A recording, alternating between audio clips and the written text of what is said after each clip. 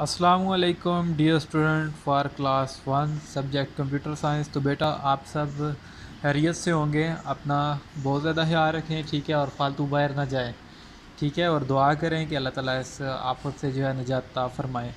तो बेटा इससे पहले आपने जो है एक्सरसाइज के जो क्वेश्चन किए थे, क्वेश्चन नंबर 1 2 3 4, तो आज जो है क्वेश्चन नंबर बी पर आते हैं।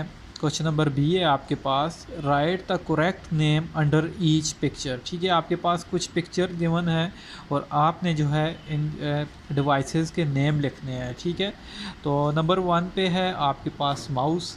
ठीक है, आपने माउस जो है सेम नीचे लिख देना है। इसी तरह आपके पास मॉनिटर है तो आपने मॉनिटर लिख देना है। तो सेम इसी तरह आपके पास कीबोर्ड और सिस्टम यूनिट। ठीक है, आपने इस तरह ये ब्लैंक्स में से करना है। तो ये आपने जो है अपनी बुक पर करना है ये काम। और उसके बाद क्वेश्चन नंबर सी है आपके पास, कलर द थिंग्स। ठीक है, आपके पास कुछ पिक्चर्स हैं आपकी बुक पे, ठीक है, आपने इन्हें कलर करना है। मॉनिटर है, इसमें आपने जो है ब्लू कलर करना है। ठीक है, इसमें आपने ब्लू कलर करना है। सिस्टम यूनिट जो है इसमें आपने ब्राउन कलर करना है।